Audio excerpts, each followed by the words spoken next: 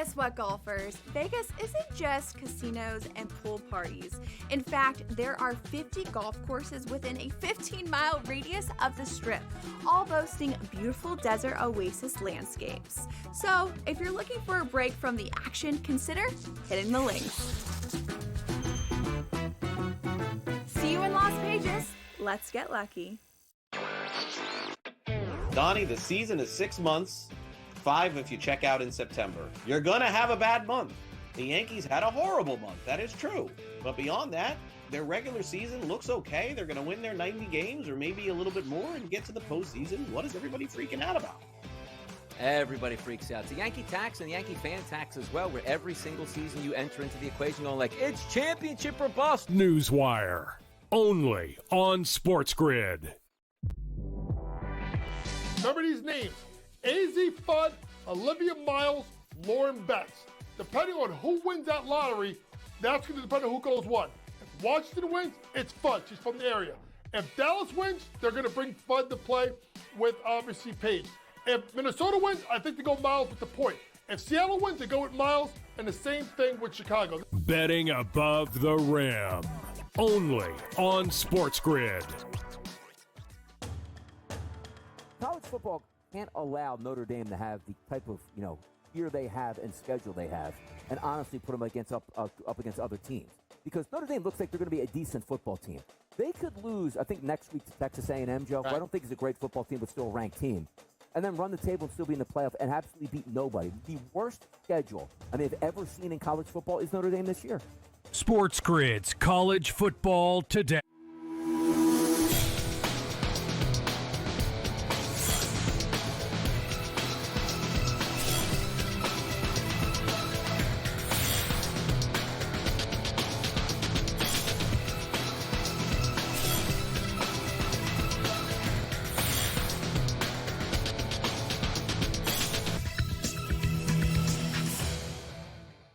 What's going on, and welcome to NewsWire right here on SportsGrid. My name is Tom Vecchio, filling in for Craig Mish, and we have a ton to get to across the world of sports today.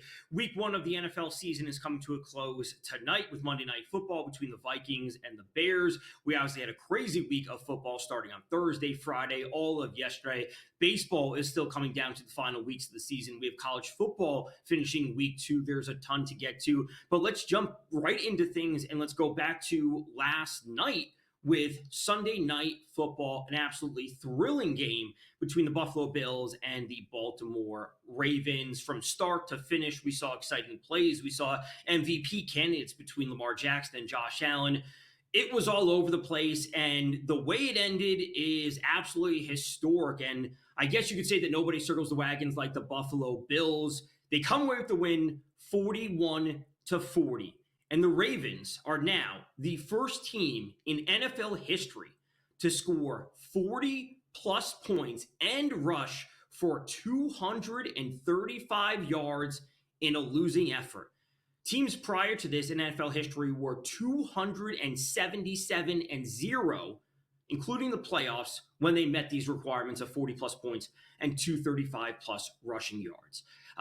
What we saw from the Bills in the first half was not great, but they came storming back. They were down 15 points with 5-ish minutes left in the fourth quarter, multiple scores, and obviously it ending with a winning kick. And Josh Allen and John Harbaugh had a ton to say after the game.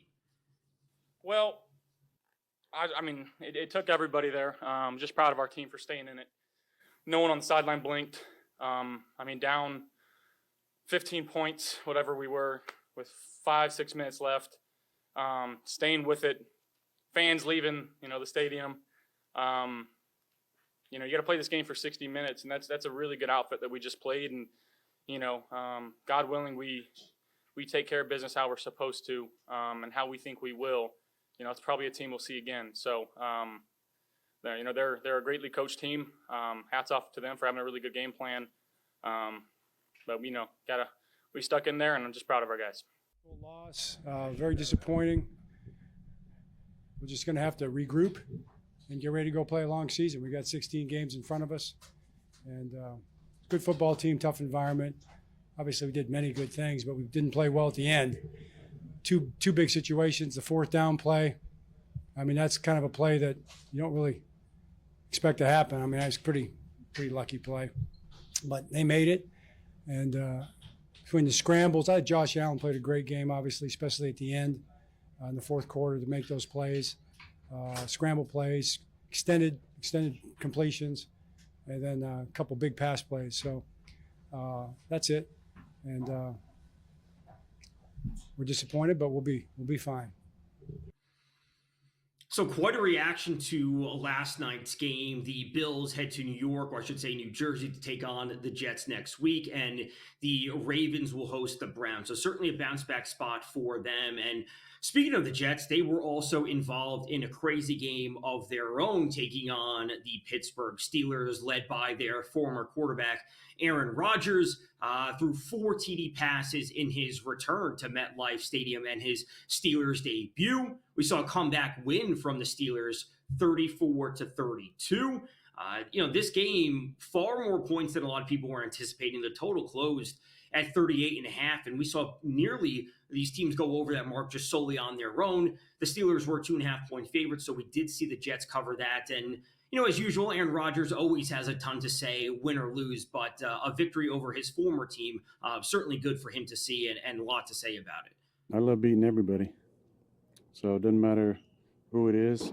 I really only played 18 games here. So I was actually talking to Brees about that pregame. He said, how's it feel? I said, honestly, I was here for 2 years, but it doesn't come close to how it's going to feel playing Green Bay, because that was, 18 years of my career. So it was nice to win, especially, hearing some of the cat calls out there.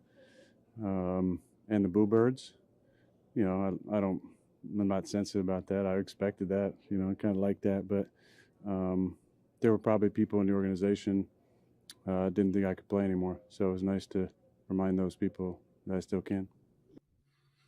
So the Steelers coming away with a victory in a now very competitive AFC North. And from Rodgers, one player making his debut with a new team, let's turn to another player making his debut with a new team with Rodgers' former team. That would be the Green Bay Packers. And Micah Parsons and the Packers now coming away with a big victory over division opponents, the Lions. And frankly, the Packers kind of handled things from start to finish. Parsons did well. LaFleur obviously coached a great game. And most importantly, the division win is huge, especially for a Lions team, which is trying to find their footing with both a new offensive and defensive coordinator. And LaFleur was very happy after the game.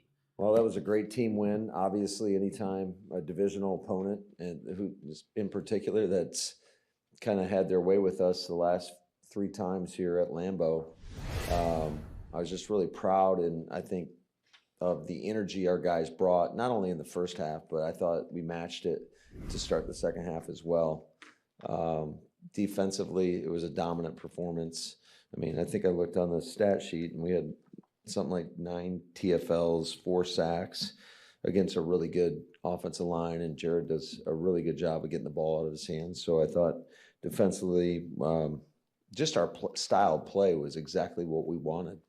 And then offensively, I thought we had a good start, and then when there was a lull in there, and there's some things to build upon where we got to be better. And but all in all, I was really happy with our performance. I thought the fans that showed up brought great energy, and the fans that sold their tickets to all those Lions fans got to be better.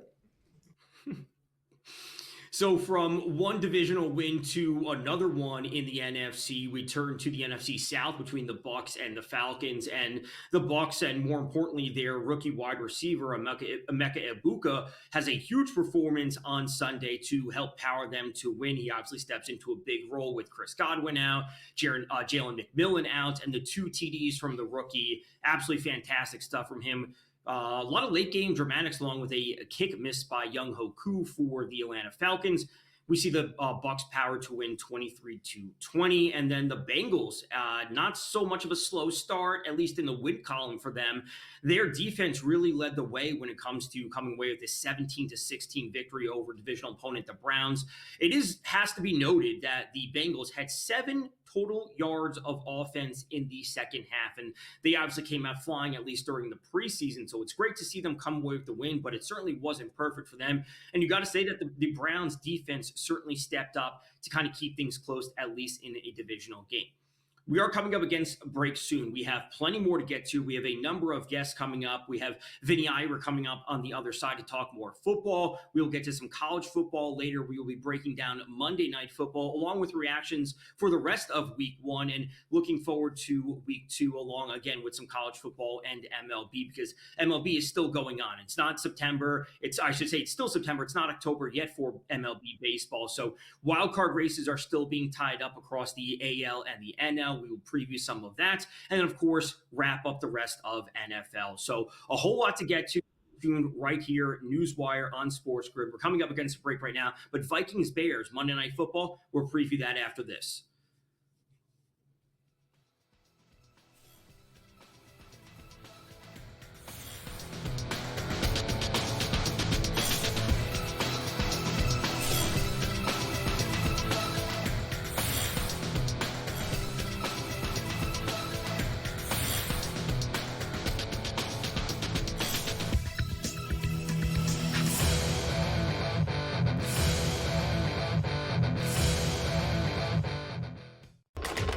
Enter into the magical world of McLuck.com, where even the smallest of spins can win real cash prizes. Adventure into over 1,000 of the best Vegas-style slot games. So what are you waiting for? Unlock your free welcome offer today. Join the fun where winners play and players win. It's the most beautiful time of the year. No, not because of foliage or pumpkin spice lattes. It's because of football.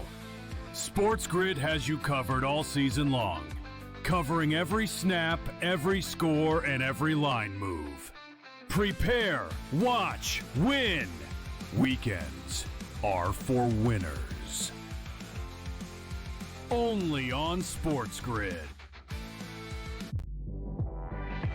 Remember these names: AZ Fudd, Olivia Miles, Lauren Betts. Depending on who wins that lottery, that's going to depend on who goes what. If Washington wins, it's Fudd. She's from the area. If Dallas wins, they're going to bring Fudd to play with, obviously, Paige.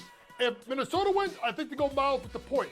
If Seattle wins, they go with Miles, and the same thing with Chicago. Betting above the rim. Only on SportsGrid.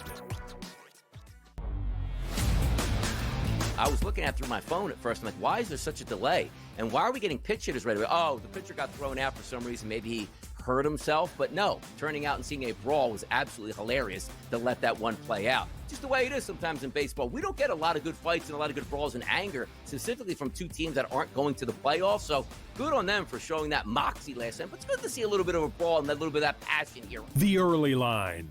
Only on SportsGrid. If a game is on the line, give me the Navy kicker. Oh, the guy's going into battle in 2 weeks. He can't make an extra point. Come on. From a mindset perspective, yeah.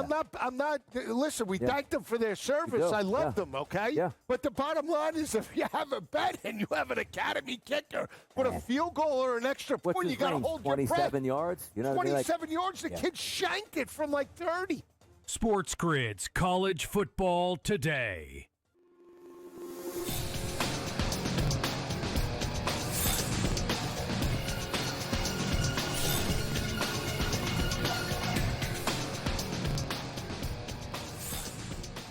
Welcome back to NewsWire right here on SportsGrid. My name is Tom Vecchio. We are recapping what we saw in Week 1 of the NFL season, and let's welcome on Vinny Iyer to continue that breakdown. There was a ton of action starting on Thursday, Friday, all day yesterday. But let's jump back right to last night on Sunday Night Football, an absolutely thrilling game, comeback victory for the Bills. Obviously, Josh Allen, massive performance from him. But Vinny, immediate takeaways between Allen, Henry, Lamar, anything that you saw last night that stood out to you? Yeah, the Ravens continue to have the same problems, holding leads, finishing games against bigger opponents and key spots. And this happened on both sides of the coin against the Bills. In the playoffs, they couldn't quite finish their comeback without Mark Andrews, and he didn't make that catch. This time, they couldn't finish them off. Derrick Henry, of all people, having one of his typical monster games against Buffalo, fumbles. So I don't know. There's something maybe mentally with the Ravens that just can't get over the hump. And I thought this game could set the tone for plenty of what's coming up in the season. And I think Bills get the upper hand early, right? They didn't maybe expect the Chiefs to come out of the gate and lose. So it's basically these three teams we're looking at all the time. We know there's going to be some other factors, Bengals, Chargers, whoever, but these are the three teams we're looking at. And the Bills getting a jump towards home field is pretty big in week one. And when it looked like they might be in a hole against the Ravens. So I think a lot was riding on that game early. And the Bills will probably handle their division and walk through it again. So it really comes down to these other games outside the division that's going to determine their best playoff path if they're going to finally break through and get to the Super Bowl with Josh Allen. Yeah, that's right. This game and the importance of it as we push towards the playoffs doesn't seem to be at the top of mind for people just because it happens to be week one. But to win the AFC and to have home field, this actually does play a big part. And having that check mark next to either of these teams' names, obviously the Bills at this point, is absolutely fantastic for them. And the Chiefs don't have an easy task in week two as they're at home to take on the Eagles, but to win the AFC, is there anything that jumps out to you? Are you buying into the Broncos? Bo Nix looked a little bit shaky yesterday. Is this the year for the Chargers or the Bengals? Yeah, I think it's definitely wide open. I mean, last time the Bengals were in the Super Bowl, it was after the Chiefs lost the Super Bowl. So when the Chiefs lose the Super Bowl, there seems to be a little bit of an opening that there's a little bit of crack in the armor and teams can go after them. Certainly the Chargers flexing a little bit on the Chiefs. The Chiefs have to play the Eagles. So it's a very good possibility the Super Bowl champs could start 0-2, and you got to jump on that early. The Bills get the Jets here in week two, so trying to take care of that. The Ravens, I think, in 1 week will get the Lions. So there's some tough matchups early, and this is what the NFL does. They want to stack up all the marquee games early in the season when all eyes are on the league, and sometimes it leads to some brutal schedules out of the gate and maybe creates a script for the second half of the season. But overall, I mean, the Bills, the two biggest questions were answered to me in their comeback is the weaponry that they have. Is it good enough? And Keon Coleman, high hopes for him. He came up big in the game. Dalton Kincaid has been underwhelming a little bit as a receiver. He came through for Josh Allen. So if they get weapons for Josh Allen on top of James Cook and the offensive line, this is going to be a very hard offense to stop, especially in comeback mode. Now, speaking of the Bengals, yesterday they finally come away with a win in week one, but what was more of a storyline for you? The fact that their offense had 7 total yards in the second half. Was it the offense underperforming, or was it the defense stepping up, albeit not against the toughest opponent on the other side with the Browns? Yeah, they're going to have some issues offensively. I know all their skill players are dazzling and Joe Burrow is great, but they do have offensive line issues that continue to linger. Mm-hmm. So when you face a front led by Myles Garrett, it's not going to be just throw the ball around and get it done if Joe Burrow is going to be pressured. But credit to their defense. Trey Hendrickson, with all his drama, came through, played a pretty good game yesterday. So, their defense, sometimes you blow up the scheme and it works, and Al Golden comes in here from Notre Dame. I think a lot of these concepts were seen right away. And all of a sudden, the Bengals, used to being 0-2, could really be 2-0 because they get the Jaguars at home in week 2. So that would be a twist on usually how the Bengals season starts. And if they're good early in the season, then the Bengals might be dangerous throughout the season. So let's jump to Monday Night Football tonight with the Vikings visiting the Chicago Bears. Obviously, a ton of storylines in this one. Ben Johnson making his head coaching debut. What does this do to elevate Caleb Williams? We have J.J. McCarthy making his first NFL start, despite the fact that he was drafted last year. In my mind, he's still a rookie quarterback because he hasn't played yet. The Vikings are small road favorites at -1.5 on the road. The total is sitting at 43.5. Initial thoughts for this game, and what are you expecting overall from the offenses? Yeah, I think the offenses are going to have their moments, but these quarterbacks are also technically new systems. McCarthy didn't play all last year. Kevin O'Connell, we know his offensive system has lifted everybody from Kirk Cousins to Sam Darnold. So I figure McCarthy will play well.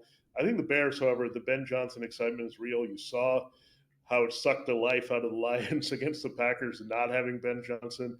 I think inspiring this offense coming out of the gate will be important because you can move the ball on Minnesota. They're more about forcing turnovers to slow down teams with Brian Flores. So I do like the Bears in this one and the newness of Ben Johnson.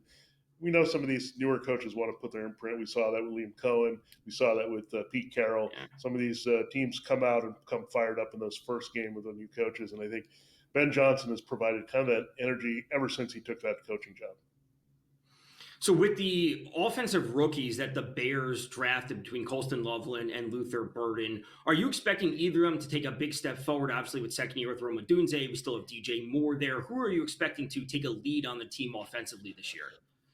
It's funny because Ben Johnson's kind of thrown out everybody's name and how he wants to work it. He typically uses 2 tight ends, so that's one thing we want to watch for. How often are Cole Kmet and Colston Loveland on the field together? How much does Luther Burden get his opportunity in 3 receiver sets, right, with Rome Odunze and DJ Moore? Who's the true go-to guy now for Caleb Williams? I know DJ Moore, name had his issues. Is Rome Odunze now the guy they move around like an Amon-Ra St. Brown in Detroit? Who's going to lead the backfield if DeAndre Swift breaks down? Is it Kyle Monaghan? So I think you'll get a lot of questions answered that we don't know about the Bears tonight. Yeah, absolutely a massive game. And with the Lions already picking up a loss on the schedule, this is a huge game for either of those teams to take that initial step up. And the Lions, I believe, are at home next week against the Bears. So it does certainly put things into a very interesting spot in that division. That is Vinny Iyer. Thanks for joining us. We're coming up against a break right now. NewsWire on SportsGrid. We'll be right back. Stay tuned.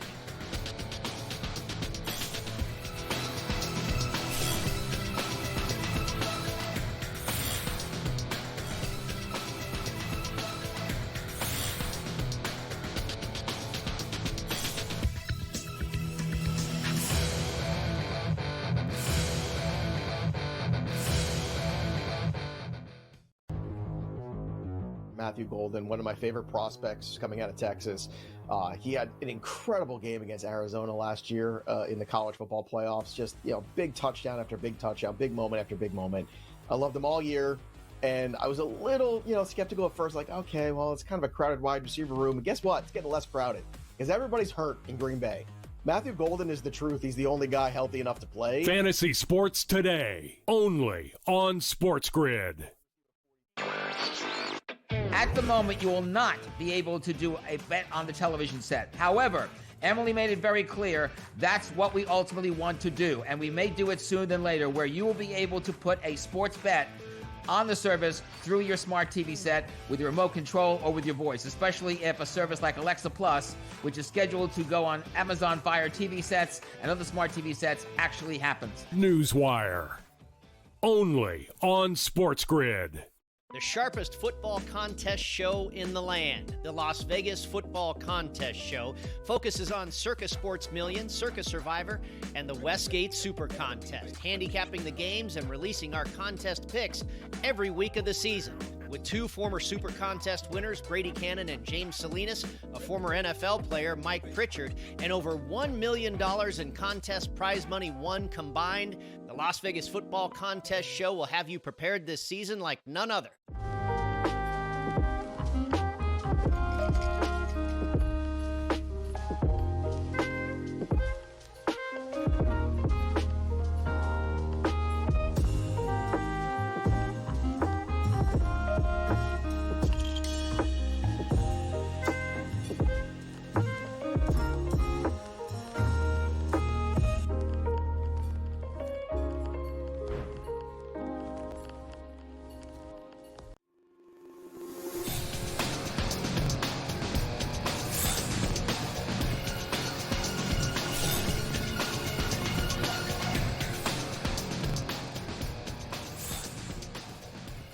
We're back on NewsWire right here on SportsGrid. My name is Tom Vecchio. We have the SportsGrid Sound Off segment getting some clips from around the league.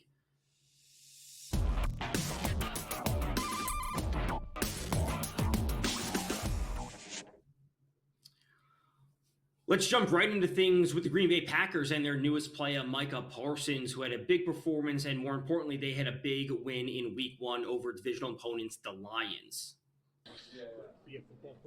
Super relief. I'm telling you, like, these last 6 months was super draining, super toxic for everyone. I mean, it's something that, I don't think no player should have to go through. I think players' fate should be decided earlier. I think the fact that I was traded a week before the season, it was really outrageous and rough. It's something where I could have been with these guys getting better and better, and we could have had probably even more dominant start, if that was the decision we was going to make. So I'm just happy that's behind. These guys embraced me. They believe in my talents. They believed in me, and I'm just going to give these guys everything I have because I know what's at stake. I know what they gave up for me to be here, and I'm going to do what it takes for us to win. So Micah Parsons clearly in a better mindset. They come away with a victory, and a team that didn't come away with a victory and doesn't like moral victories would be the New York Jets and head coach Aaron Glenn. Exciting game, but I'm not into moral victories. This was a game that, man, it was back and forth, a lot of fighting. I thought offensively we did not a lot of good things offensively that we can build on. The one thing to me that had to turn this game is, man, we can't have turnovers. We can't do it. We have to be a more disciplined team, right? There were some penalties that happened in that game that was true discipline issues. And again, that's something that will be addressed because you will not be on the field with this team if you're going to cause us to lose games. You're going to cause issues like that. So we will get that addressed, and we got to continue to work. The one thing I told our guys, listen, we got Buffalo coming here next week. Damn good team. We all know that. The only thing we can do is get back to work next week. And again, the things that I saw that was positive, man, we're going to build on those things. And I love what I saw on a lot of different areas. But there are some things we definitely got to fix, and we will get those things fixed going into the next week. So certainly a tough loss for the Jets, and as Coach Aaron Glenn said, they have the Bills coming up next week, and the Jets could be staring down 0-2 before you know it. And we go from one New York team to another New York team who continues to struggle in week one of the opening season. They also lost to a divisional opponent, and the Giants have some questions at quarterback, and head coach Brian Daboll wasn't exactly firm on week two starter for them. Yeah, I'd say with everybody offensively, that's all of us included. We all got to be better. Every coach, every player. You have 6 points there, just not good enough. So we got to do better there. You really struggled under pressure. Is there anything you could point to in that regard? Yeah, I'm gonna have to go back, Jordan, and watch all the tape, see how it looks, see what we can do better. Obviously, there's plenty. That's all of us. Was there any point you considered putting Jackson in the game? I did not. Is it safe to say that Russell is still your starter? Yes. I mean, we're just right here after the game. I got confidence. We got to do better around overall. Coaches, players, around everybody. So, we'll get focused and ready to go on Dallas. Go ahead, Matt. In fairness, you're not answering this. Sounds like you're not answering. Well, we're talking about after every game. I got confidence in Russ. So we're going to go back. We'll evaluate the tape. This game isn't on Russell Wilson. It's not on Russell Wilson. I want to make that clear. So I have confidence in Russ. We got to do a better job all the way around. So the Giants losing to the Commanders 21-6. Their offense continues to start off slow. Don't want to overreact to that, but there are some important notes around the league, not just between the Giants, but other quarterback situations. We saw the Broncos beat the Titans, and Cam Ward, the number one overall pick, his debut. He threw for only 112 yards. Bo Nix on the other side didn't look great, but the Broncos still came away with the victory. The Patriots also losing 20-13 to the Raiders. That was a bit of a surprise to me. We know that Geno Smith and Ashton Genty and obviously Pete Carroll now under center and under helm or taking the helm for the Raiders. I expected better things from the Pats, just with the overall increase of talent that the Pats added to their roster, adding Mike Vrabel as the head coach. A big moment for the Pats in week 2 when they head to South Florida to take on the Dolphins, who were absolutely reeling a disastrous first week of the season for the Dolphins, and a great start for the Colts, who had their own quarterback issues, and naming Daniel Jones, who had a great week 1 to start things off for the Colts. So we have plenty more to get to. Week 1 around the NFL is coming to a close. Stay tuned right here on NewsWire on SportsGrid. We'll be back.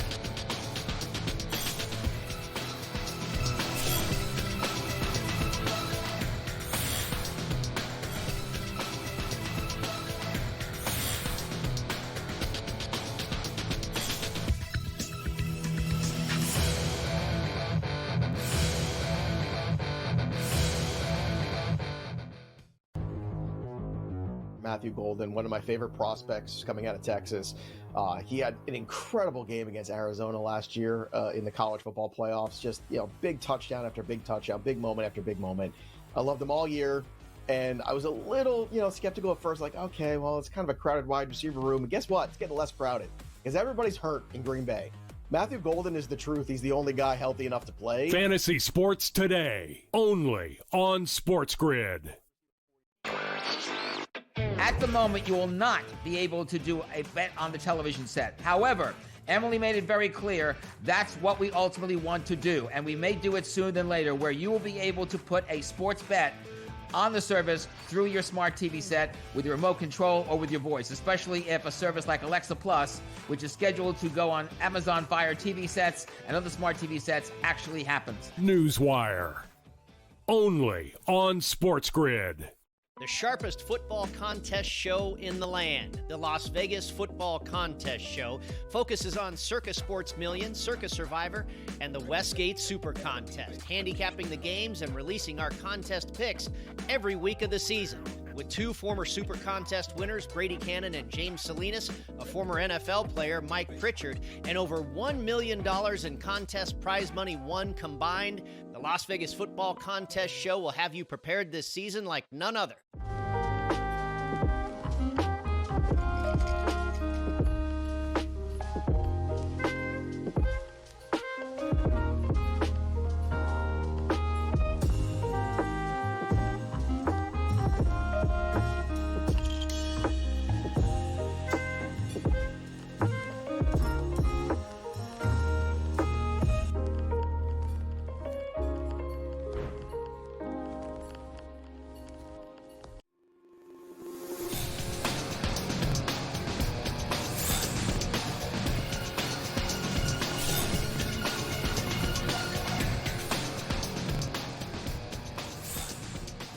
We are back right here on NewsWire on SportsGrid. My name is Tom Vecchio. We're continuing our recap and reaction from Week 1 around the NFL season, and let's welcome on Jacob Kamiker from USA Today. And we have a ton to get to, and most notably for me, at least in Week 1, were the number of rookies playing and the number of rookies putting up good performances. So Week 1, what were your initial takeaways from some of the rookies? We saw quarterbacks getting the action, wide receivers with Travis Hunter playing on both sides of the ball, and some running backs. Jacob, any initial thoughts on this? Yeah, I thought the real standout among the rookies yesterday was Emeka Egbuka, the Buccaneers wide receiver. He kind of lived up to exactly what everyone expected him to be.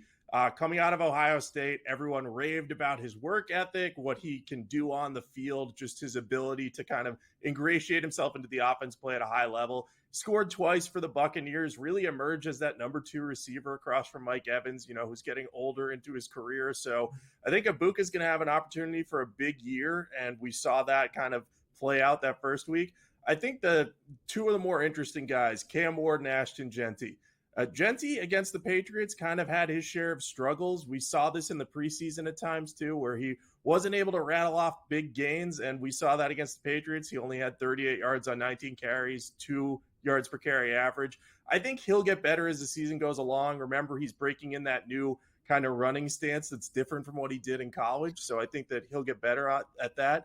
And then Cam Ward. I thought Ward was an interesting study in terms of he looked good at times. He got the ball to his receivers really, really on time at times against a really tough Broncos defense. But then other times you could tell he was a rookie. He got sacked 6 times. But all things considered, him having the Titans in that game late in a tough environment, I'd feel a little bit encouraged despite kind of a mediocre-looking stat line if I'm a Titans fan. Yeah, I am certainly high on Cam Ward long term. It's a road start in Denver. I'm willing to, I don't want to say forgive it, but it's certainly worth passing over just given the circumstances. But those weren't the only rookies standing out. A couple of rookie tight ends took the lead in, at least from an offensive perspective.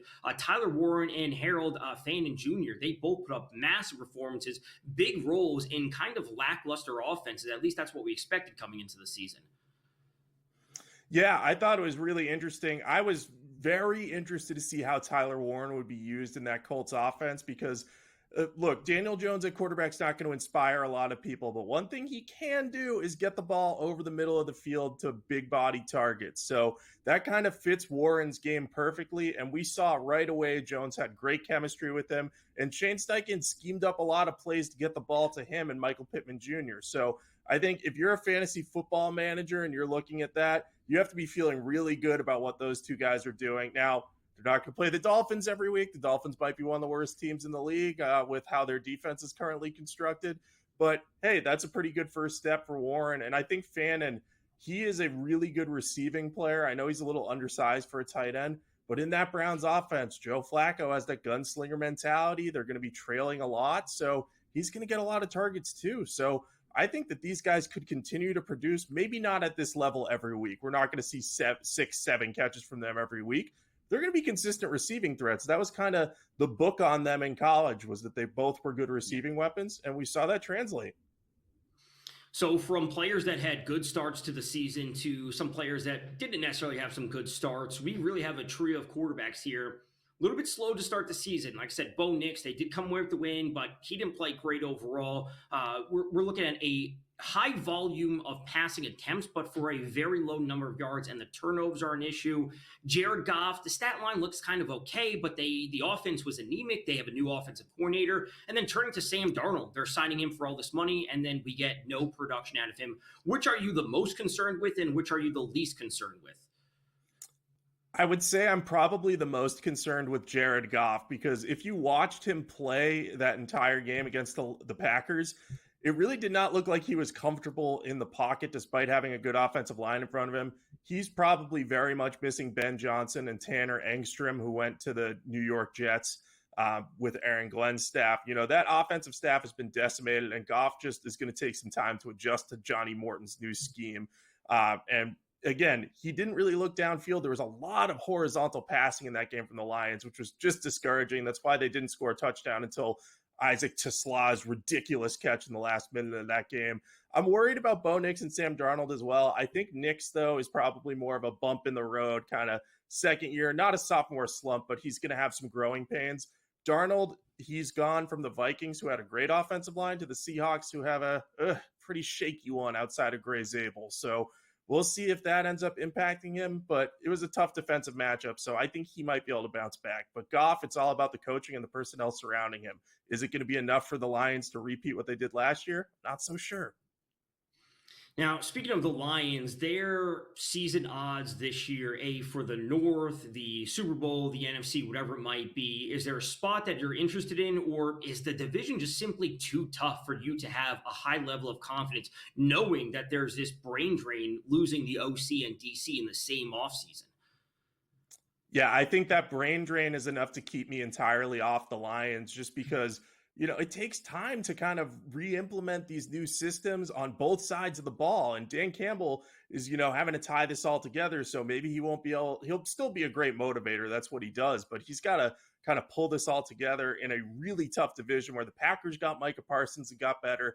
The Vikings have one of the best rosters in the NFL. Questions about J.J. McCarthy, but he was a first-round pick, could pan out. And then Caleb Williams, if he takes a step forward with Ben Johnson, the Bears are going to be tough too. So I have a tough time backing the Lions. And, you know, the big player that they lost that no one's really talking about, center Frank Ragnow retired during the offseason. That's going to have a massive impact on their offensive line, as we saw against the Packers. There's just going to be a little bit more uncertainty in front of Goff. So, you know, teams with good pass rushes, especially one with like Micah Parsons, like the Packers, it's going to be tougher for them to block against that. And their running game won't be as strong. Ragnow is one of the best centers in the game, so they are really missing him. So speaking of the Vikings and the Bears, they close out week 1 tonight on Monday Night Football. We see the Vikings as slight road favorites, -1.5, a lower total at 43.5. You have any leans in this game, anything that you like, or more importantly, anything that you're going to be paying attention to? Is it how the offense operates with the Bears, with Ben Johnson, all these new offensive rookies, or is it just seeing J.J. McCarthy out there for the first time in a real NFL game? Tom, I think you hit the nail on the head. Those are the two biggest storylines I'm watching. I am very excited to see how Caleb Williams looks in this Ben Johnson offense during a real regular season game. Is he going to be able to kind of step up his play, and how will the Bears' weapons fit into this offensive system? Yes. Johnson's one of the most creative play callers in the league, so it should be very exciting. And then the other side of the ball, Kevin O'Connell has developed quarterbacks better than maybe any coach in the NFL. I mean, we saw what he got out of Sam Darnold last year, and we saw how Darnold just debuted for the Seahawks. It's, there's a pretty wide gap between those performances. So if McCarthy can be coached up and can play at a high level, maybe like a better version of Alex Smith is kind of how I would view him. If the Vikings have a great season, that's how you want him to look. I think that will be the number one thing to watch tonight on that side of the ball. But I'm going to be backing the Bears as slight home underdogs here. I just think that it's a lot to ask a player in his first career NFL start at quarterback to go on the road to a tough environment at Soldier Field and play well against a good defense without one of his top two receivers because Jordan Addison is suspended. Now, that's not to say that this won't be a close game. That's not to say the Vikings won't play well. I just think that this tilts a little bit in favor of the Bears. I think there's a little less pressure on them, and being at home is going to really help their defense, I think. So the NFC North is, I'm not going to say completely up for grabs, but the odds are certainly all over the place and certainly maybe the toughest division in all of football. We're going to be in for a great game tonight. I don't mind backing the Bears as well. I'm cautiously optimistic with JJ McCarthy, but I'm just not there yet. That is Jacob Kamecker from USA Today. We have a ton more to get to recapping Week 1 of the NFL season. Stay tuned right here on SportsGrid. We have Mark Zinno coming up next to give his thoughts on the Jets and the Giants. SportsGrid continues with NewsWire right after this.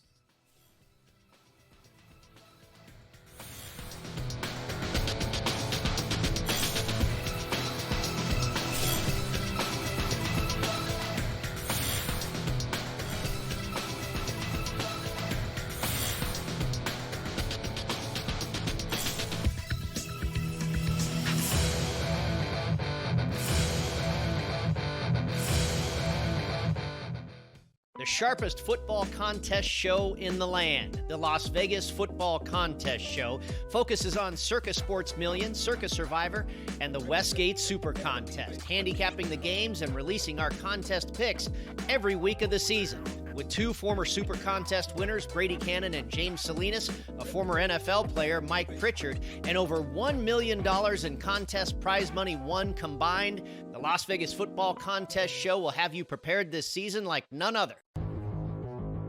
Matthew Golden, one of my favorite prospects coming out of Texas. He had an incredible game against Arizona last year in the college football playoffs. Just, big touchdown after big touchdown, big moment after big moment. I loved him all year. And I was a little, skeptical at first, like, okay, well, it's kind of a crowded wide receiver room. And guess what? It's getting less crowded because everybody's hurt in Green Bay. Matthew Golden is the truth. He's the only guy healthy enough to play. Fantasy Sports Today, only on SportsGrid. Donnie, the season is 6 months, 5 if you check out in September. You're going to have a bad month. The Yankees had a horrible month. That is true.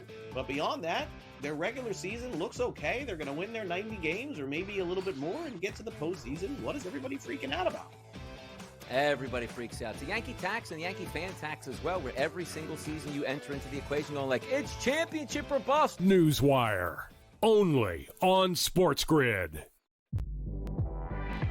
Remember these names: AZ Fudd, Olivia Miles, Lauren Betts. Depending on who wins that lottery, that's going to depend on who goes what. If Washington wins, it's Fudd. She's from the area.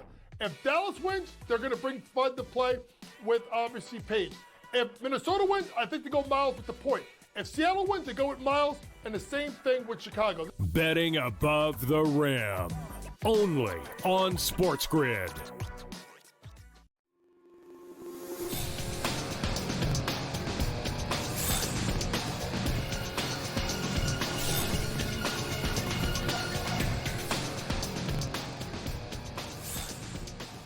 We are back on NewsWire right here on SportsGrid. My name is Tom Vecchio. Let's continue our Week 1 recap and reaction. We welcome on Mark Zinno, host and analyst right here on SportsGrid. Mark, thanks for joining us today.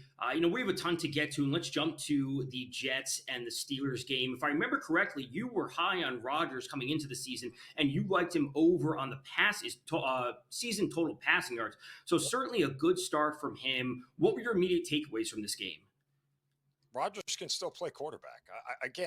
The fantasy nerds and narratives overtook the last 3 years. His last year in Green Bay, his numbers were down.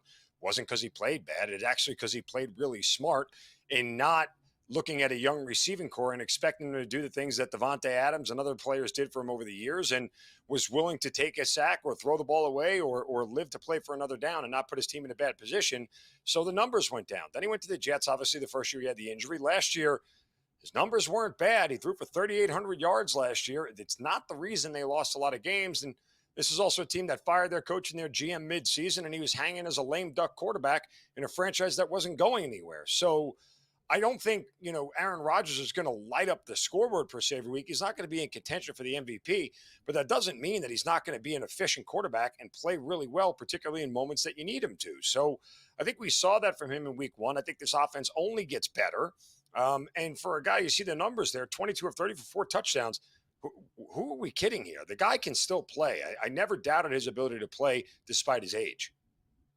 Right. Certainly a great performance from him. I am and was high on Metcalf last week, so it was great to see him, get the targets to him. On the other side for Justin Fields, at the end of the day, I think he played well. I still don't know if he's the quarterback for the Jets, but any takeaways from Fields and or moving into their matchup with the Bills coming up this week?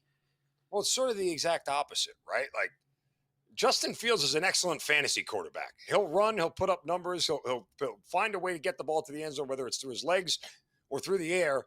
But he's not a guy you trust to win a lot of games at this point in time, because we have a good enough sample size to know he doesn't lead his team to win a lot of games. So the Jets are going to survive with him at quarterback for the foreseeable future. How long that lasts, as you said, we don't really know. He'll be adequate. He'll be competent. He'll keep him in games. If he doesn't turn the ball over, there's no reason why the Jets shouldn't be competitive and be able to be in games and win a bunch of them. But at the end of the day, if it's the fourth quarter and you're down by a score, just look at yesterday. Who do you want to have the ball under center, Justin Fields or Aaron Rodgers? I'm still picking Rodgers. At the end of the day, a tale of two cities really for these two different teams and quarterbacks of where they're potentially headed. And we go from one New York team to another with the Giants, who continue to be anemic on offense, at least at the start of the season, not moving the ball. They have the questions at quarterback, and head coach Brian Daboll was really not committed to starting Russell Wilson in week 2. What are your thoughts on the Giants, and when do you think they turn to Jackson Dart at quarterback? Well, part of the reason they lost yesterday is because they had a total of 30 rushing yards from guys not named Russell Wilson. You're not going to win a game when you can only rush for 30 yards with your running backs. It's just not a sustainable formula. So the offensive line clearly needs work. I know that Washington beefed up their defensive line in the offseason, but still, this is a defense that didn't necessarily present a lot of problems, and the Giants offense could never get going. What Brian Daboll did after the game is still baffling to me. It's literally mind-blowing. It's week 2 after 1 week of football, and you're already questioning whether you made the decision publicly to start Russell Wilson. Well, that makes me wonder, what the hell did you miss during the preseason that you didn't start Jackson Dart from the beginning? Like, making the switch after one game is maniacally insane, and it just reeks of bad management across the board. Who's really in charge here? It was really simple for Daboll yesterday. Russ is our starter for week 2. End the conversation and move on to the next question.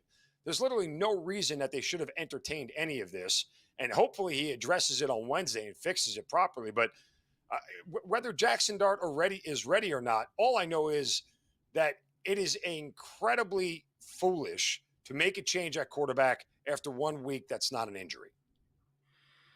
So from a team that needs fixing at quarterback to a team that needs fixing at kicker, I know a team that you cover and know intimately well, the Falcons losing on the missed kick. Thoughts on this, and really thoughts about the NFC overall, because the Saints and the Panthers look terrible, and I really do think it'll come down to the Bucs and the Falcons to win it. And the Falcons lost a very big game when it comes to the division last week on their home turf, no less. And what has gone on with Younghoe Koo over the last more than a season, actually 3 seasons, he's been in a free fall from a kicking standpoint. And the idea that the organization has failed to address this is laughable. It reeks of mismanagement. It's derelict, for this organization to continue to send Younghoe Koo out there when they know at this point in time anything above 40 yards is a coin flip at best. I mean, as a coach, you're now going to coach games differently, knowing that when I am at a 49-yard field goal, 51-yard field goal, I may have to go for it on fourth down when I don't want to, or punt the ball away because I literally do not trust my kicker to make a kick. This is a very solvable problem, and this organization is being really, really foolish in the way they're handling this. He should have been gone last year. They brought in a project kicker during training camp to sort of challenge him. It never really was a competition, and they went into the season, and not that the Falcons necessarily would have won the game because it only would have tied it, but the point simply is that you can't keep putting your team at a disadvantage and losing games because you can't find somebody who could put the ball through the uprights. It's ridiculous at this point in time that not only has the coach not done anything, but the GM and the front office hasn't fixed the problem either. You've now lost 4 games over the last 2 seasons from when the Falcons were 6-3 and in first place in the driver's seat to win the NFC South. You've lost 4 games because you haven't resolved the kicking situation on this team. It's as a coach, why would you want your job to hinge on this? It's laughable. It's true. Putting yourself at a disadvantage in any one of the 3 phases of the game certainly isn't good. Any quick thoughts on Monday Night Football? Vikings small 1.5-point favorites on the road versus the Bears. Yeah, I mean, look, I promised myself I'm not betting a Bears game until after week 4. Like, this team has the highest ceiling and the lowest floor, I think, of any team in the league. There's way too much variance for me there. I think defenses rule the day early. I would lean on the first half.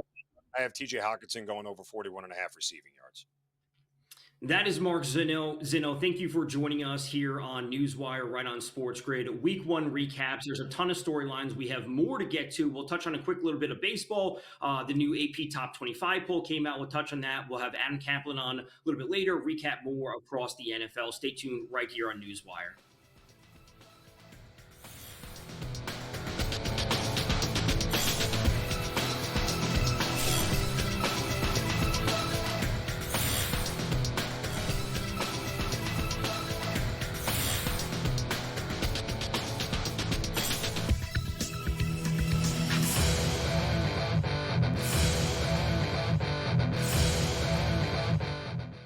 The sharpest football contest show in the land, the Las Vegas Football Contest Show, focuses on Circus Sports Million, Circus Survivor, and the Westgate Super Contest, handicapping the games and releasing our contest picks every week of the season. With 2 former Super Contest winners, Brady Cannon and James Salinas, a former NFL player, Mike Pritchard, and over $1 million in contest prize money won combined, the Las Vegas Football Contest Show will have you prepared this season like none other. Matthew Golden, one of my favorite prospects coming out of Texas. He had an incredible game against Arizona last year in the college football playoffs. Just, big touchdown after big touchdown, big moment after big moment. I loved him all year. And I was a little, skeptical at first, like, okay, well, it's kind of a crowded wide receiver room. And guess what? It's getting less crowded because everybody's hurt in Green Bay. Matthew Golden is the truth. He's the only guy healthy enough to play. Fantasy Sports Today, only on SportsGrid.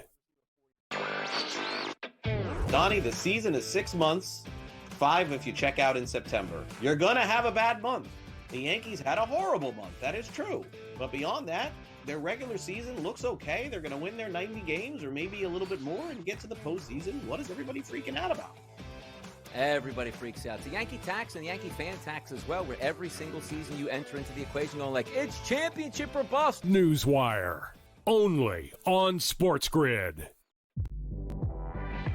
Remember these names: AZ Fudd, Olivia Miles, Lauren Betts. Depending on who wins that lottery, that's going to depend on who goes what. If Washington wins, it's Fudd. She's from the area. If Dallas wins, they're going to bring Fudd to play with, obviously, Paige.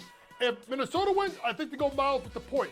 If Seattle wins, they go with Miles, and the same thing with Chicago. Betting above the rim, only on SportsGrid.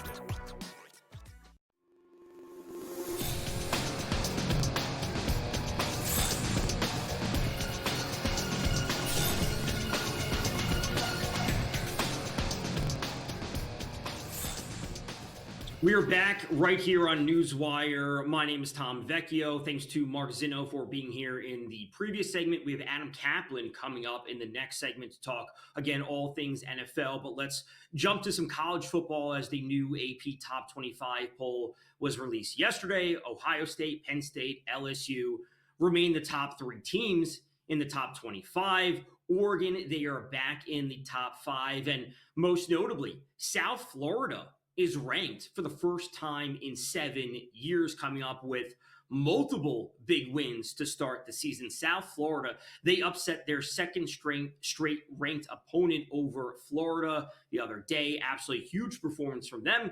We saw another big matchup over the weekend between Michigan and Oklahoma. John Mateer had the 2 touchdowns rushing, 1 passing. Pretty straightforward game from Oklahoma as they take down Michigan 24-13. And then Clemson, oh boy, surviving a scare versus Troy. They were down 16-0 at one point. They were 33.5-point favorites, I believe it was, and they come back with a 27-16 victory. So not the easiest start for the season from Clemson. They lost in week 1 to LSU. They have a comeback victory, and certainly more to break down with Rich Sermonello right here. Hey, Tom, let's do a quick recap of week 2 in college football and then take a peek at the big games for week 3. First off, the big winners in week 2. It begins with Oklahoma. They had the marquee matchup against Michigan. Prime time, huge game for Brent Venables. Oklahoma wins 24-13. Thought the defense played well. Impressed by John Mateer. Big physical runner outside the pocket. Better runner than passer right now, Tom, but I think that passing will come as the season develops. I've seen a lot of people get kind of cozy with the concept of Mateer for Heisman, Oklahoma potential long shot for the national championship. I'm not ready to get on the boomer schooner just yet. Again, impressive win, but you got some big games coming up in the SEC. A couple of weeks coming down the road, Jackson Arnold and Auburn. So I'm still going to tap the brakes on Oklahoma, but big win in week 2 for Brent Venables. Now, a couple of teams that have impressed. South Florida, one of the stories in college football so far in September, beat Boise State in the opener. That was no fluke because last week they go to the Swamp. Huge upset of Florida. So now they have 2 wins over ranked opponents.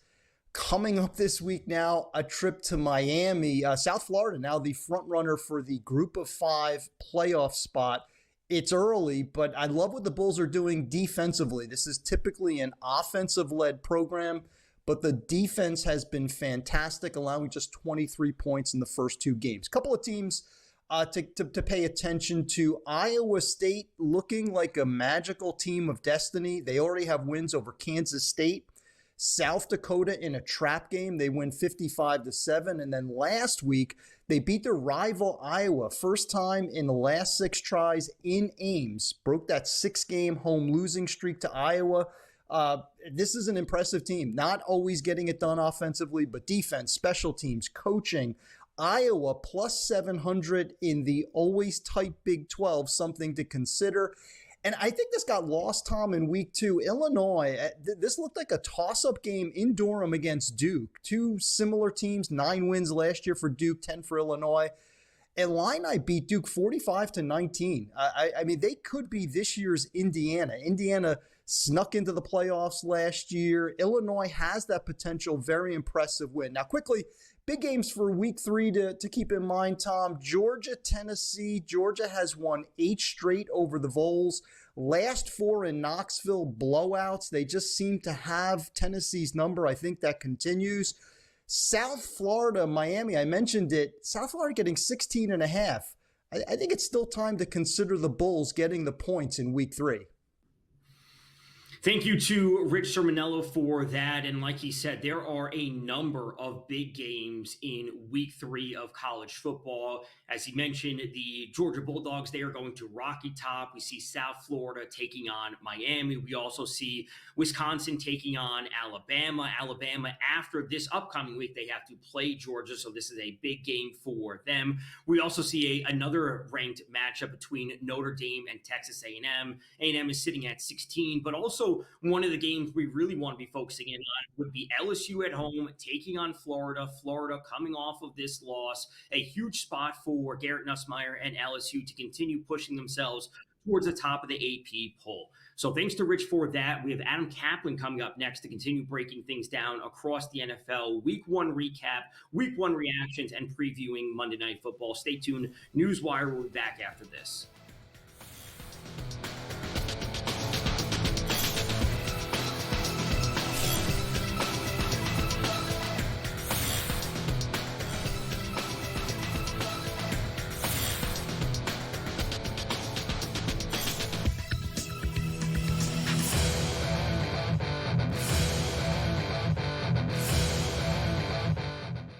The sharpest football contest show in the land, the Las Vegas Football Contest Show, focuses on Circus Sports Million, Circus Survivor, and the Westgate Super Contest, handicapping the games and releasing our contest picks every week of the season.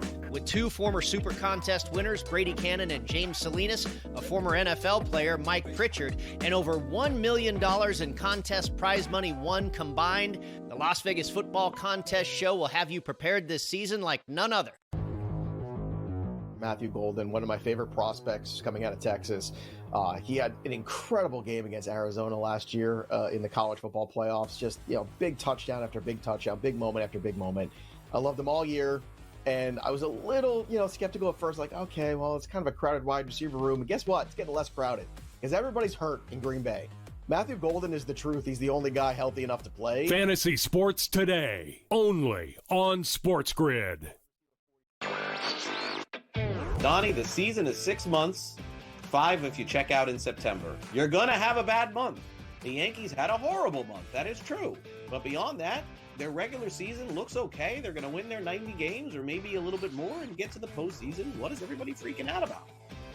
Everybody freaks out. It's the Yankee tax and the Yankee fan tax as well, where every single season you enter into the equation going like, it's championship or bust. NewsWire, only on SportsGrid. Remember these names: AZ Fudd, Olivia Miles, Lauren Betts. Depending on who wins that lottery, that's going to depend on who goes what. If Washington wins, it's Fudd. She's from the area. If Dallas wins, they're going to bring Fudd to play with, obviously, Paige. If Minnesota wins, I think they go Miles with the point. If Seattle wins, they go with Miles, and the same thing with Chicago. Betting above the rim, only on SportsGrid.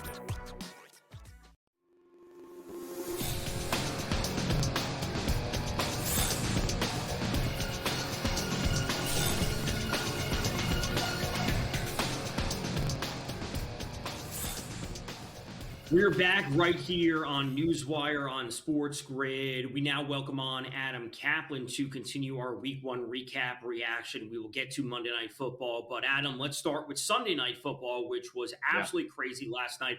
Any descriptive word you want to use for it, I think, will certainly be appropriate for. But what were your initial takeaways? Because for me, one of the main things that I like to see would be, Keon Coleman really stepping up to be that guy for Josh Allen, their wide receiver room. Shakir dealing with the ankle. They bring in Josh Palmer, et cetera, et cetera. Zay Flowers had a massive game. But what were your initial thoughts? Because this was a massive game in the AFC, at least when it comes to seeding once we get to December. Honestly, Tom, I thought that the Ravens were getting their revenge after what happened last year. It's an awful collapse. Now, it's not like it's a playoff game. This certainly being an evening game, a Sunday night game, had a playoff atmosphere. But to lose the game the way they did, for the first team in NFL history that I'm aware of, that was up by 15 points or more and scored over 40 points, you can't lose that game. It happened. I know fans just looking at social media, they're up in arms with their defense. Well, it's not like, Tom, the Bills' defense played well. It didn't. They were terrible against the run. The thing that really surprised me, Tom, is in a game like this, you're talking about 81 points. The only turnover in the game, and it was crucial, was Derrick Henry's fumble. That obviously hurt them. That set them back. I appreciate Derrick Henry being accountable for it. Guy's not a fumbler. He's a phenomenal football player, probably going to be a Hall of Famer someday. But, yeah, this was one of those games where you look at it and say, you know what, it's just great to watch. It's great for football. Now, you also would have loved this game to be like Week 17 meaning something, but it is what it is now. If obviously it could mean home field, certainly it's an AFC game, so it could play into something for the playoffs. But I try not, Tom, to react overly to things that happen in week one. But one thing I felt for a long time, now it's not like the Ravens had to throw the ball a lot. They didn't because they had such a big lead. Lamar Jackson only had 19 attempts, but he did very well. As a matter of fact, Zay Flowers crushed them. And one of the problems that the Bills have is they don't have a very good pass rush. And that is a concern of mine. It has been for a couple of years. They've overachieved in the secondary with their zone defense. Kind of covers up a lot. You saw some of those issues last night. Now, when you're the Bills and you face more of the heavier volume passing games or teams, that's when it will concern me because I just don't think they're strong enough up front with their pass rush. Now, is there anything that stood out to you, at least from this game, from a player standpoint? For me, it was James Cook, a little bit inefficient on the ground. It was great to see him break off that long run. But what I like to see from Buffalo is it's almost like Josh Allen just elevates everyone around him. A rising tide lifts all ships, where no one player has to be that guy. It's great to see Keon Coleman step up. But I would say Zay Flowers, no one else did anything, at least in the Ravens receiving game. What stood out to you? Oh, Keon Coleman. Keon Coleman had been just such a disappointment prior to this. And he is their ex-receiver. He went to about underachieving. They drafted him to be that number one guy on one side, that big ex-receiver, and it hadn't happened for him. Shakir had been the story. We talked about this last year on SportsGrid. He was one of my breakout players. Good football player, got an extension.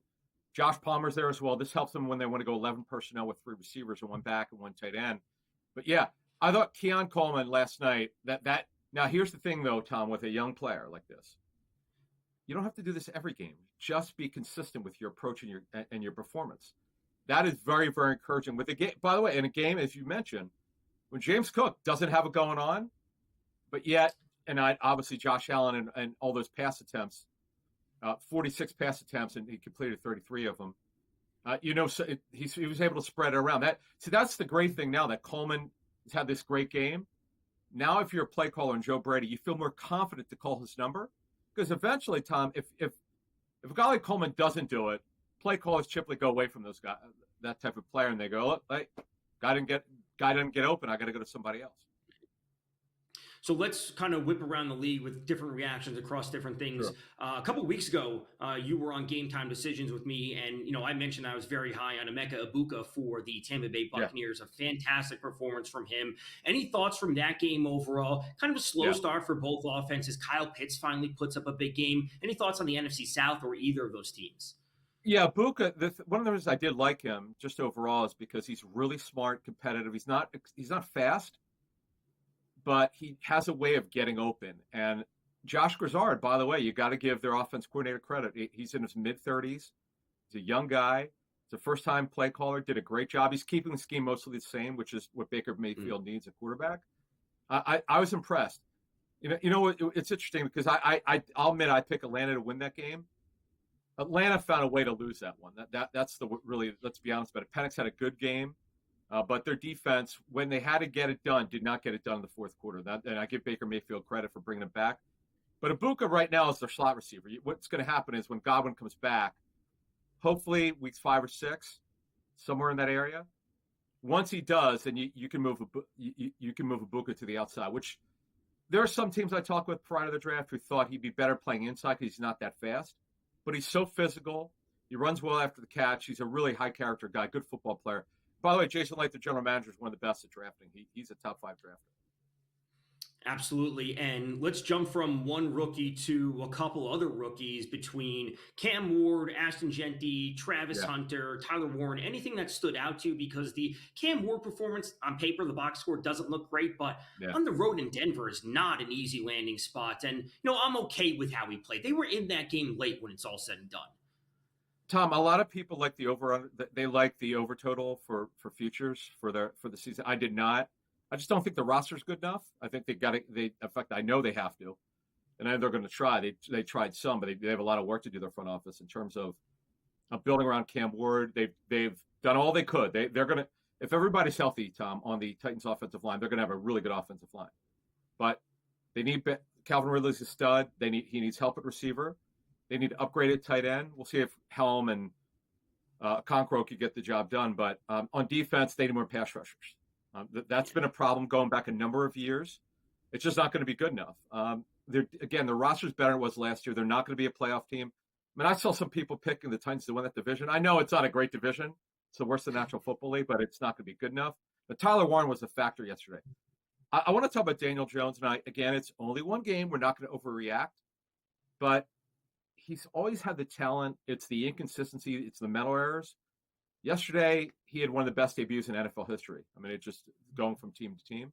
It was absolutely phenomenal. Now, consider the opponent. We have to mention that. But, Tom, when you go forward here, that's a confidence builder for the Colts. And got to give Lou Anarumo credit, their defense coordinator who was fired by the Bengals. He put together, I thought, Tom, a great scheme yesterday. And listen, the Colts are not the division is kind of wide open, although I still think the Texans will get their thing turned around. But the Colts have kind of hovered around 500, a little worse, a little better for a number of years. I like what I saw. You mentioned Tyler Warren, who certainly was impactful. They've kind of revamped their offensive line. But overall, that's an intriguing team. That's one that a lot of have slept on, those Indianapolis Colts. Now, on the other side of that game, the Dolphins, maybe one of the worst opening games I think we've seen in recent years. What are you expecting from them? I know people keep talking about Tyreek Hill trade during the midseason. Does McDaniel even make it to halfway through the season or even the end of the season? Because I think we should be selling while we can. Yeah, I would tell you that the Dolphins, I did not like them at all. I thought they were a team that didn't have an identity. They don't know who they want to be on either side of the football. It was a terrible effort. It was just awful. They're not responding to Mike McDaniel as much as they should. And again, it's only one game. That was a terrible performance.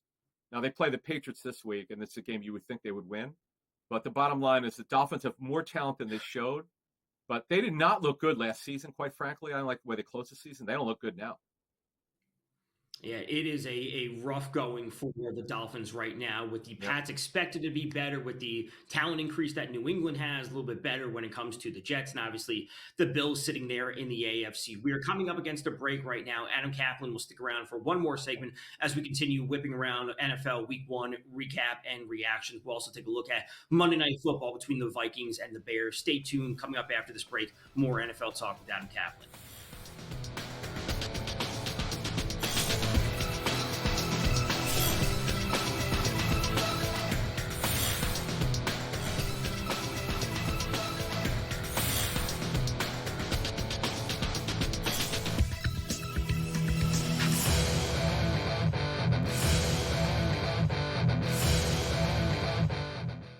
The sharpest football contest show in the land, the Las Vegas Football Contest Show, focuses on Circa Sports Million, Circa Survivor, and the Westgate Super Contest, handicapping the games and releasing our contest picks every week of the season. With two former Super Contest winners, Brady Cannon and James Salinas, a former NFL player, Mike Pritchard, and over $1 million in contest prize money won combined, the Las Vegas Football Contest Show will have you prepared this season like none other. Matthew Golden, one of my favorite prospects coming out of Texas. He had an incredible game against Arizona last year in the college football playoffs. Just, big touchdown after big touchdown, big moment after big moment. I loved him all year. And I was a little, skeptical at first, like, okay, well, it's kind of a crowded wide receiver room. And guess what? It's getting less crowded because everybody's hurt in Green Bay. Matthew Golden is the truth. He's the only guy healthy enough to play. Fantasy Sports Today, only on SportsGrid. Donnie, the season is 6 months, 5 if you check out in September. You're going to have a bad month. The Yankees had a horrible month. That is true. But beyond that, their regular season looks okay. They're going to win their 90 games or maybe a little bit more and get to the postseason. What is everybody freaking out about? Everybody freaks out. The Yankee tax and the Yankee fan tax as well, where every single season you enter into the equation going like, it's championship or bust. NewsWire, only on SportsGrid. Remember these names: AZ Fudd, Olivia Miles, Lauren Betts. Depending on who wins that lottery, that's going to depend on who goes one. If Washington wins, it's Fudd. She's from the area. If Dallas wins, they're going to bring Fudd to play with, obviously, Paige. If Minnesota wins, I think they go Miles with the point. If Seattle wins, they go with Miles, and the same thing with Chicago. Betting above the rim, only on SportsGrid.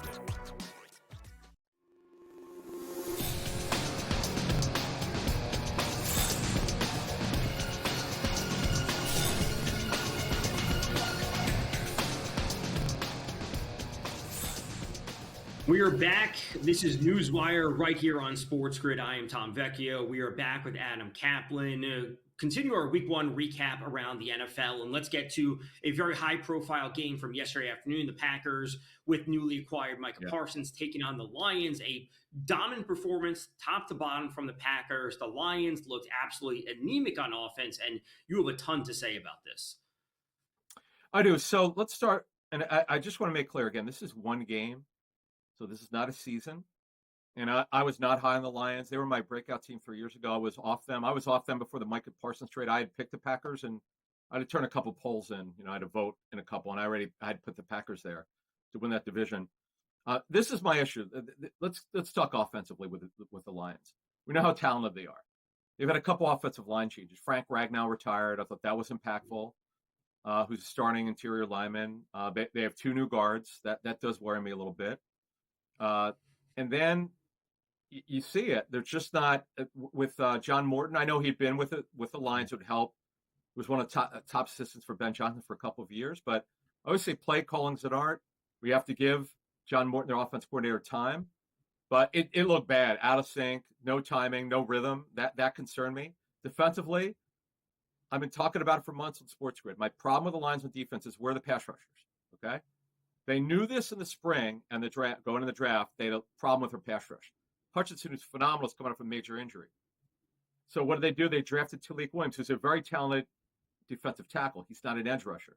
Okay, I know you got to be strong up the middle, like GM Brad Holmes said, but lack of a pass rush. Terrion Arnold has a groin injury. By the way, he didn't have a great rookie season. Rakestraw was the second rounder last year. He's on IR. So, I mean, he's I believe he's having season-ending surgery. So the cornerback position is not deep. Their edge rush issue is not good.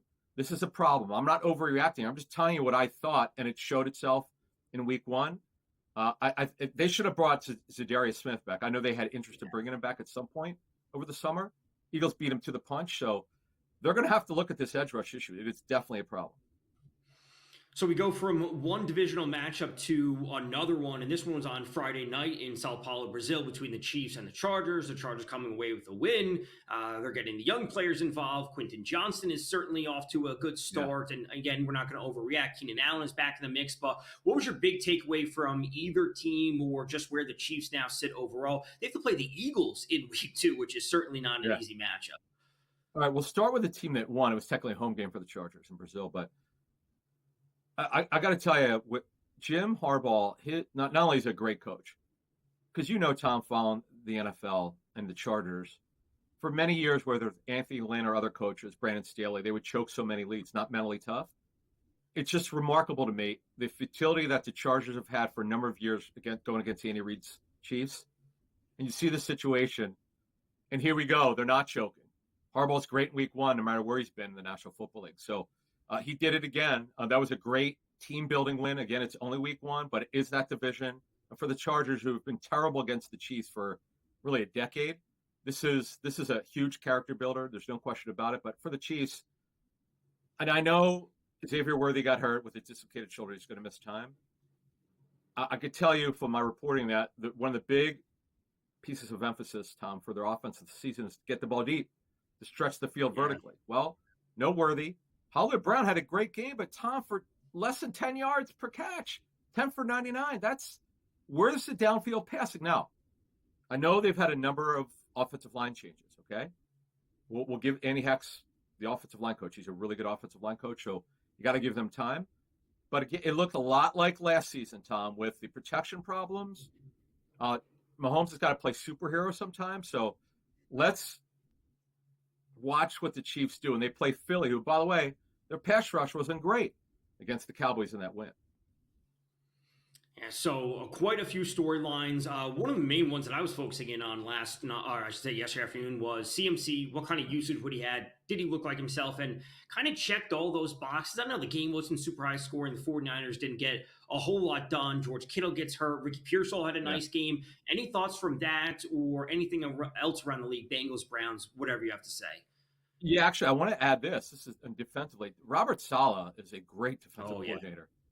They Darnold got shut down. Now we have to understand. We've talked about the Seahawks offense for a number of years on SportsGrid. Last year, Ryan Grubb came in, brought a spread offense from college. He did a great job. But Mike McDonald's a defensive coach. He doesn't want to throw the football. He wants to run it. Okay. So they went from a heavy 11 personnel to heavy 12 personnel. And they want to be a run-based offense. Well, you got to run the ball well. Kenneth Walker had a very limited role. That was kind of odd. Charbonnet led them in carries. So I thought that was strange. They couldn't get anything going, but the Niners defense was phenomenal.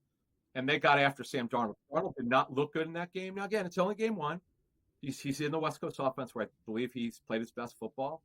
But he needs time, and they need time to get things going. But the Niners look good. Now, their offense, I would say this with their offensive line. They had a couple injuries happen in the game. Or a couple guys, I wouldn't say injuries. They at receiver they did. Jennings had 2 injuries coming into the game. Kittle got hurt. Their offensive line gave up penetration. They gave up some. You were talking about CMC.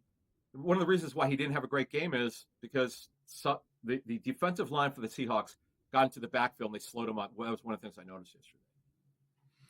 So when it comes to Bengals-Browns, the Bengals were held to 7 total yards in the second half. Is this more an indication on, with the Bengals defense, did it surprise you, or are you willing to say, hey, it was the Browns, I didn't expect much of them coming in? Is there any takeaways from that? Are there any takeaways from Steelers, Jets, Giants, Commanders, anything else you want to touch on? All right, real quick, Jets. Yeah, the Jets game that was a great game. Was not expecting that, Tom. Again, another one, didn't think would be high scoring. Rodgers on fire.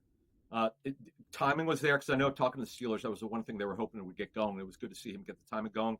Very encouraging. I talked about this yesterday on Pro Football Today from what I had heard. Aaron Glenn's got that culture changed. There's a lot of positivity. I know they're not the most talented roster, but there's a lot of positivity.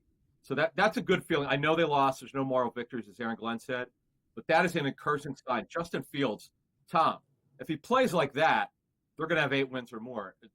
The problem with Fields is consistency. He's never been a consistent quarterback. Great storylines around the NFL, and it's only been week 1. We have the Bears and the Vikings to close out week 1 tonight.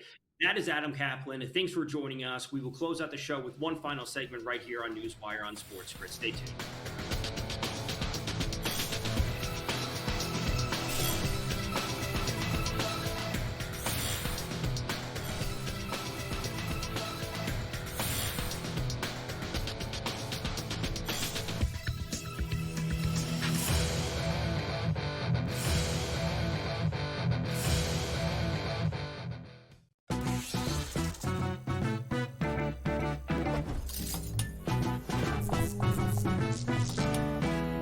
We all know nothing beats the energy of playing live roulette in a casino.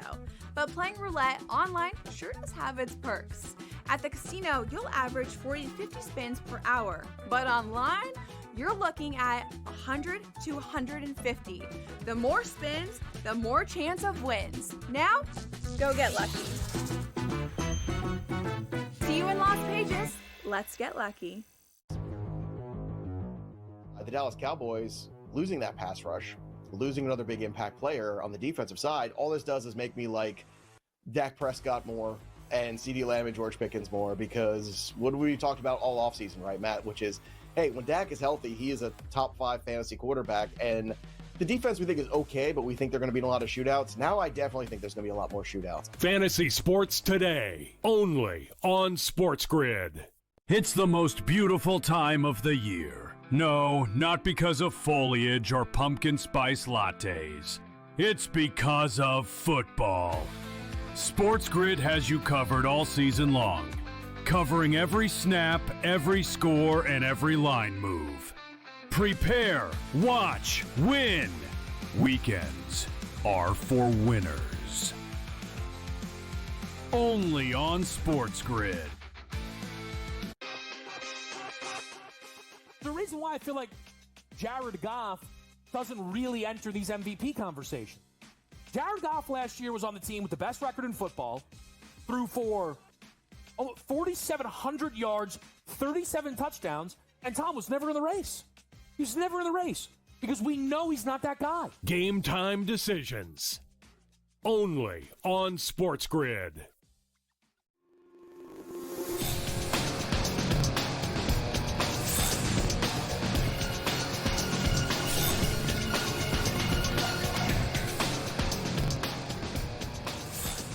We are back on NewsWire right here on SportsGrid. Thanks to Adam Kaplan for stopping by for a couple segments, recapping things. But let's get to Last Licks, the final segment right here on NewsWire.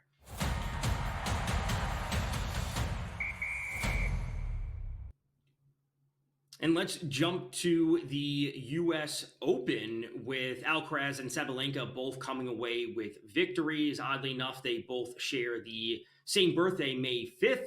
Sabalenka became the first player since Serena Williams in 2014 to win back-to-back and defend her title. Fantastic stuff there. And then Alcaraz with a meteoric rise in tennis with his 6th Grand Slam, and he's only 22 years old, as we would all assume there are plenty of more titles and Grand Slam wins along his future.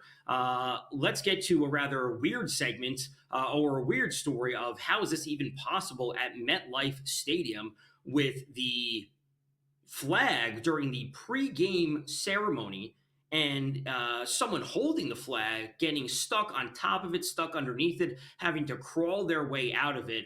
Always a weird situation.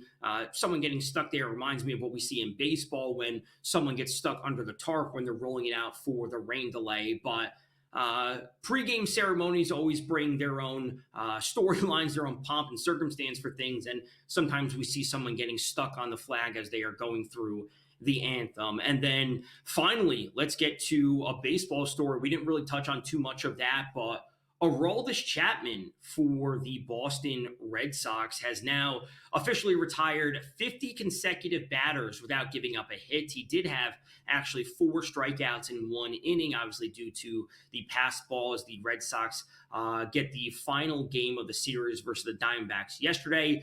We now see 17 straight hitless outings for Aroldis Chapman, who just signed an extension week and a half ago. That's 14.2 innings over that stretch, and his ERA is now down to 0.98. So the Red Sox coming away with a big win as they are fighting for a wild card between them, the Yankees, and the Blue Jays, who lost the series to the Yankees over the weekend. Yankees took 2 out of 3 from them. We have a number of big races across the AL and the NL to close out the season. We do have Monday Night Football tonight to close out week 1. Again, the Vikings are 1.5-point road favorites taking on the Bears. We see a 43.5 over-under. It is certainly one of the lower totals on the board this week. We have Caleb Williams and the new look offense for the Bears, new head coach with Ben Johnson. They're going to have 2 rookies out there with Loveland and Burden, who they both drafted, adding them alongside Roma Dunze and DJ Moore and Cole Kmet in that offense. What does that look like? And then what we see from J.J. McCarthy. Obviously, he was drafted 2 years ago, missed all of last season with a knee injury, and him getting out there in his first NFL start. What will their offense look like? Again, they will not have Jordan Addison, who is suspended. We saw Justin Jefferson dealing with some injuries throughout training camp. They bring in Jordan Mason in the offseason from the San Francisco 49ers. So it's going to be Aaron Jones Sr. and Jordan Mason in the backfield for them.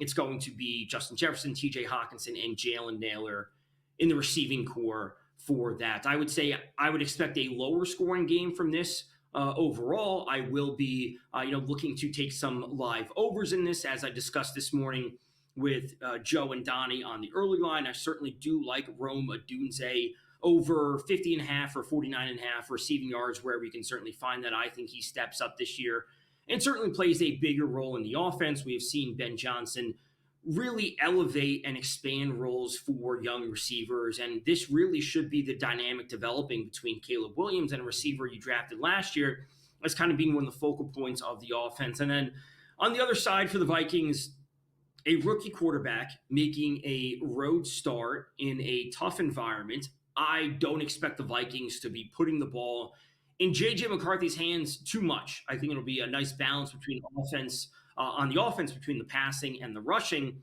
But again, bringing in another back like Jordan Mason really speaks to me that they will be looking to lean on the running game at least early. So I do like J.J. McCarthy under 31.5 passing attempts. The ball's not going to be in his hands that much on the road, not just on the road, in a tough environment, which is also a divisional game. And speaking of a divisional game, This is actually a big game when it comes to the NFC North. We already know that the Lions have a loss on their schedule. The Lions will have to play the Ravens in a couple weeks. So a big moment for one of these teams to come away with the win and elevate themselves in the NFC North. That has been it for NewsWire today. Thank you to all of our guests for being here. Huge week across the NFL. We will roll into week 3 of college football, week 2 of the NFL. Thanks for being here. Stay tuned. SportsGrid NewsWire. My name is Tom Vecchio. Coverage continues all day.